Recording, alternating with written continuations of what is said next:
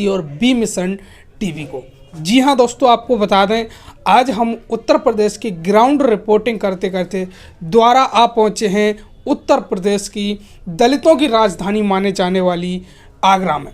आगरा में हम छावनी विधानसभा में मौजूद हैं और हमारे साथ बहुजन समाज पार्टी के कर्मठ कार्यकर्ता जो कि पार्टी के लिए दिन रात मेहनत कर रहे हैं, उनसे हम जानेंगे कि 2022 के चुनाव को लेकर उनकी क्या रणनीति है और इस विधानसभा में वो कैसे काम कर रहे हैं और अपने कार्यकर्ताओं को कैसे करा रहे हैं 2022 की तैयारी। साथ ही उनसे जानने की कोशिश करेंगे कि जिस प्रकार से बहुजन समाज पार्टी जो कार्य कर रही है वो कहाँ तक उनकी जो मेहनत कर रहे हैं वो सफल होगी या नहीं होगी।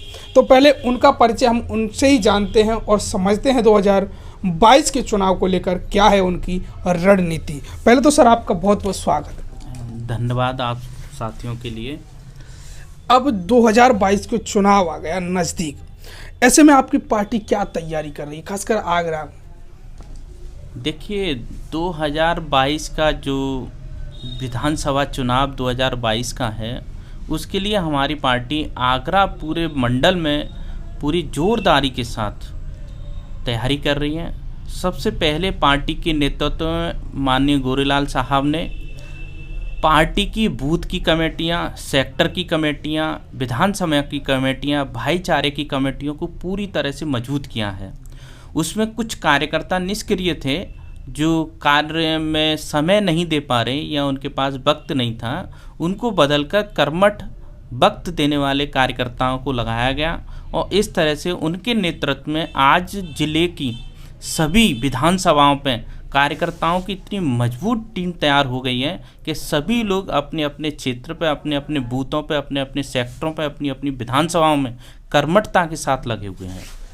हाल ही के दिनों में 9 अक्टूबर को बसपा सुप्रीमो मायावती जी की रैली हुई, उससे क्या संदेश गया उत्तर प्रदेश की जनता को, खासकर आगरा की जनता जब वहाँ से लौट कर आई तो आपने जब समीक्षा की होगी तो उनका क्या कहना था? देखिए जो दिनांक 9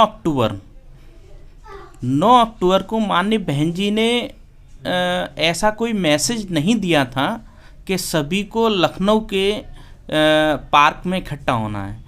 केवल कार्यकर्ताओं की भीड़ थी और जो कार्यकर्ताओं की भीड़ थी, जो कार्यकर्ता ज़मीनी स्तर पर मेहनत कर रहे थे, केवल उसी स्तर तक के लोग गए और जिसका भी जन सैलाब इतना था कि वहाँ ग्राउंड पे जगह नहीं थी। अगर यही बहन जी अगर रिक्वेस्ट करके या बहन जी पार्टी के तत्वाधान में रैली के रूप में करती तो मैं जानता हूँ कम से कम 25 से 30 लाख भीड़ होती।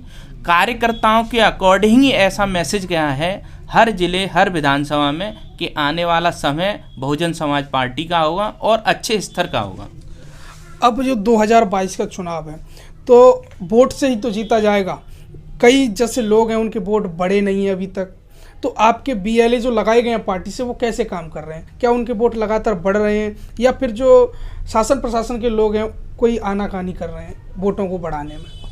देखिए प्रशासन पूरी तरह से कर्मठता के साथ जो भी बूथ होता है, मतदान केंद्र होता है और जो भी सेंटर होता है उस पर जो भी बीएलओ बैठता है वो बीएलओ बड़ी ईमानदारी से वर्किंग करता है, परंतु उसकी ईमानदारी वर्किंग पर कुछ संदेह रहता है कि जैसे कि हर बार अभियान चलता है वोट बढ़ाने का 18 साल की उम्र के प्लस वालों का, और जो वोट नहीं बढ़ पाए या जो वोट किसी कारण से लिस्ट से फ्री हो गए या आउट हो गए तो उनका भी वोट बढ़ता है। जो फार्म नंबर 6 है उसको हमारी पार्टी के बीएलए, क्योंकि पार्टी की तरफ से बीएलए हर बूथ पर नियुक्त किए जाते हैं और बीएलए पार्टी के जो भी वोटर होते हैं उनका फॉर्म, जो अनपढ़ वोटर होते हैं, जो वोट का फॉर्म भर नहीं पाते, जो उसको पूरी तरह से कंप्लीट नहीं कर पाते, तो हमारी पार्टी का बीएलए उस फॉर्म को भरकर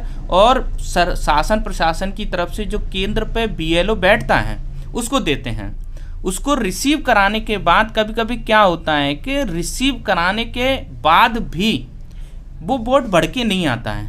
अब वो ये पता समझ में नहीं आता है कि वोट देने के बाद, फॉर्म देने के बाद सैकड़ों फार्म जाते हैं एक एक सेंटर से और वोट एक भी भर के नहीं आता है।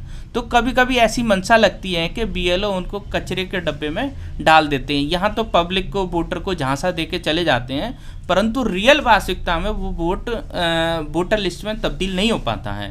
तो इसके लिए मैं प्रशासन से भी और अपने पार्टी के बीएलओ से यही कहूँगा कि वोट को रिसीव करके दें।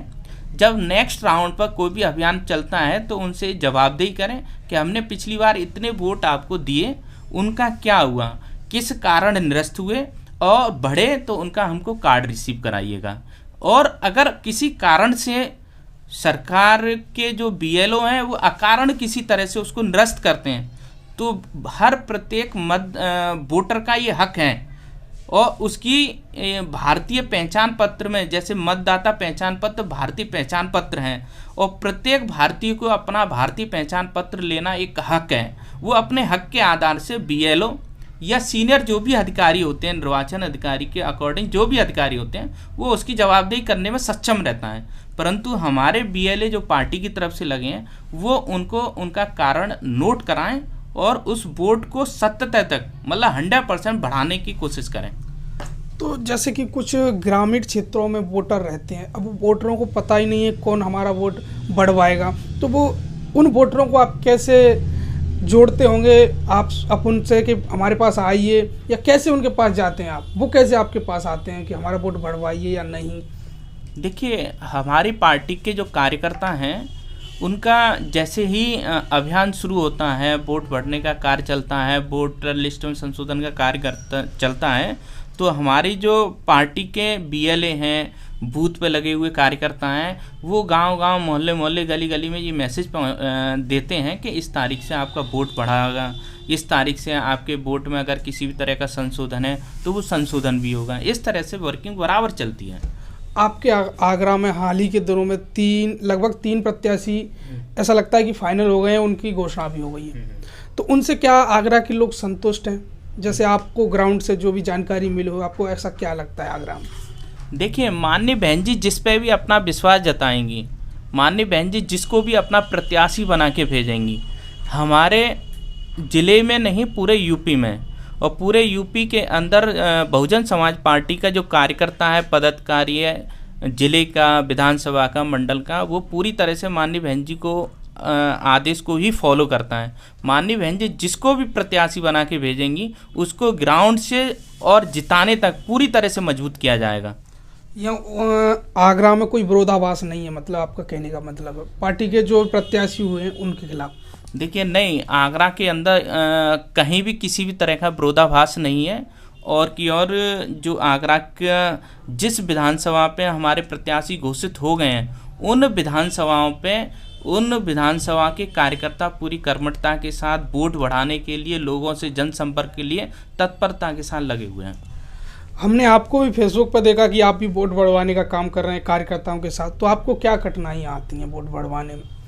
देखिए, वोट बढ़वाने में तो कहीं कठिनाई नहीं है, थोड़ा सा तालमेल डिसमैच होता है कि हम जिस सेंटर पे, जिस मतदान केंद्र पर जब हमारा पार्टी का कार्यकर्ता बीएलओ को फॉर्म भर के देता है तो वो कहीं ना कहीं उनमें से कुछ अपनी या तो उनकी कोई मजबूरी रहती हो या प्रशासन का दबाव रहता हो या कहीं कोई कारण रहता हो, परंतु वो कारण जिस व्यक्ति का पहचान पत्र बनना है उस तक वो कारण नहीं पहुंचता। अपने स्वतः ही कारण बना के उसको एक कचरे के डब्बे में फेंक दिया जाता है, जबकि इसका कारण एक फेयर होना चाहिए कि आपके फॉर्म में ये कमी थी इसलिए निरस्त हुआ, आप ये पूर्ति करेंगे तो आपका फॉर्म बढ़ जाएगा। और प्रत्येक बीएलओ की एक भारतीय भावना होनी चाहिए कि प्रत्येक व्यक्ति को भारतीय नागरिक पहचान पत्र मिलना जरूर चाहिए। जैसे कि हमने अपना कुछ ही समय में कि पिछले 2012 से मान लो या 2014 से आधार कार्ड के लिए इतना प्रचार प्रसार किया गया और आज हम जानते हैं कि 99% आधार कार्ड सभी के कंप्लीट हैं, परंतु आधार कार्ड हमारा भारतीय पहचान पत्र नहीं है। भारतीय पहचान पत्र और हम भारतीय नागरिक और भारत की जो सरकारों को बदलने और चेंज करने का जो प्रयत्न है वो वोट के माध्यम से होता है। वोट ही हमें हर चीज़ उपलब्ध कराता है, चाहे वो शिक्षा का माध्यम हो, चिकित्सा का माध्यम हो, वोट ही उपलब्ध कराता है। जब हम बेहतर कैंडिडेट को चुन के भेजते हैं तो उसी से हमें सारी सुविधाएं मिलती हैं। अगर वोट के प्रति षड्यंत्रकारी तरीके से कुटाराघात होता है, मतदान पहचान पत्र के साथ कुटाराघात होता है, षड्यंत्रकारी तरीके से उसको डाउन किया जाता है, तो ये लोकतंत्र का खतरे में जाने का संदेह है। अब जो भाजपा की सरकार रही 4.5 साल से ऊपर, उसमें क्या आपके आगरा में कोई काम हुए जिससे कि आगरा की जनता को लाभ मिले हों? देखिए 4.5 साल लगभग बीजेपी की सरकार आगरा के अंदर रही, और आगरा के अंदर मैं ज़्यादा ना कुछ कहते हुए बस इतना ही कहूँगा कि आप जब आए होंगे पूरा आपने रोड भी देखा होगा, बहुत खराब था। हाँ, इस रोड को बनने के लिए कम से कम 1.5 से 2 महीने रेगुलर चल रहा है वर्किंग। अब 1.5 से 2 महीने जो दैनिक लोगों का आना जाना रोड पर रहता है, एक लंबा समय पीरियड देने के बाद भी जो ठेकेदार हैं या जिस सरकार के नेतृत्व में या जिस सिस्टम के नेतृत्व में ये रोड का निर्माण हो रहा है, परंतु कहीं भी तत्परता, एक स्पीड नहीं दिखाई जा रही, क्योंकि लोगों का आए दिन एक्सीडेंट होते रहते हैं, आए दिन स्कूलों की बसें रोड पे फंसती रहती हैं, आए दिन जाम लगता रहता है, परंतु कार्य के प्रति कहीं भी कोई स्पीड नहीं है। ये तो केवल 4.5 साल में पहली बार इतना विकास दिख रहा है रोड पे, नहीं 4.5 साल में से 4 साल तो इन्होंने बिल्कुल 0/0 पे निकाल दी। अगर आपकी विधानसभा से आपकी पार्टी का विधायक बन के जाता है तो ऐसे कोई तीन कार्य बताइए जो आपकी पार्टी कराएगी मुख्य रूप से इस विधानसभा में।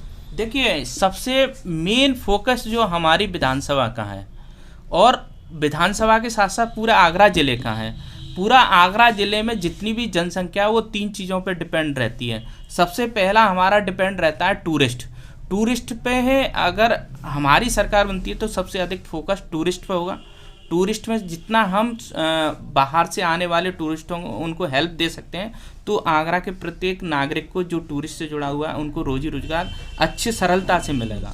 दूसरा, आगरा का फेमस व्यापार है जूता उद्योग। अगर हम जूता उद्योग के प्रत्येक कारीगर को, प्रत्येक ठेकेदार को और प्रत्येक नागरिक को हम सुलभता से लोन भी उपलब्ध कराएंगे, उसके माल का आवागमन के लिए अच्छा सुविधाएं देंगे। जैसे माननीय बहन जी के समय आगरा के अंदर जूता मंडी का निर्माण हुआ था, परंतु वो निर्माण हुआ, उसका आगे का विकास कार्य इन सरकारों में ठप पड़ा हुआ है। तो आने वाली सरकार में ये 2 काम बहुत ही स्पीड से चल रहे हैं, और आगरा का 90% लोग जो SC ST OBC से जुड़े हुए हैं उनका इन्हीं 2 वर्किंग पे अधिक हैं, बाकी सब। अब जो 2022 के चुनाव को लेकर आप आगरा की जनता को और प्रदेशवासियों को, खासकर अपनी विधानसभा के कार्यकर्ताओं को क्या संदेश देना चाहोगे? कैसे काम करें लगनता से, वो कैसे पार्टी को आगे बढ़ाएं और कैसे सरकार बनाएं? मैं अपनी पार्टी के सबसे पहले अपने युवा साथी, हम उम्र साथियों को एक ही चीज़ कहना चाहूँगा कि हमारा अपना कैरियर है। आज हम जिस उम्र पर हैं उसका 50% हम अपना गेज कर चुके हैं, 50% उम्र बाकी है। अगर हमको आने वाला वक्त और आने वाली पीढ़ियों का वक्त सुधारना है तो इस बार कर्मठता के साथ हर बूथ पे, हर सेक्टर पे अपनी कर्मठता के साथ सबसे पहले हम वोट बढ़ाएं। वोट बढ़ाने के साथ साथ हम अपने लोगों को जागरूक करें, और माननीय बहन जी ने पिछले 4 साल की सरकार में जो कार्य हम लोगों के लिए किए, जनता के लिए किए, उनको जनता के बीच में खोलें, उनको समझाएं, उनको दिखाएं कि हमारी सरकारों में ये कार्य हुए, और वर्तमान की सरकार हमारे लिए कुछ भी नहीं कर रही। यहाँ तक कि वर्तमान की सरकार ने तो अभी आपका कोरोना चला, कोई हेल्प नहीं मिली। अब डेंगू चल रहा है, अब डेंगू चल रहा है, कोई हेल्प नहीं है। उससे पहले प्रवासी मजदूरों का हजारों किलोमीटर चल चल के वो लोग अपने निवास पे पहुंचे, परंतु सरकार ने एक भी दरियादिली नहीं दिखाई जिससे कि वो लोगों को हेल्प हो सकती थी। तो सरकार का तो चिट्टा खुल चुका है पब्लिक के सामने। बाकी अब इन पे कौन सी जादुई छड़ी है जिससे ये दोबारा से पुनः सरकार में वापसी लेंगे, तो हमें तो लगता नहीं। माननीय बहन जी पूर्ण बहुमत के साथ पूरे यूपी में वापस होंगी, और आगरा छावनी की सीट हम कोई भी प्रत्याशी हो किसी भी तरह का प्रत्याशी हो, माननीय बहन जी जिसको भी अनुशासित तरीके से बना के भेजेंगे, हम उसको जिता कर भेजेंगे जी, हमारा अपना प्रण रहेगा।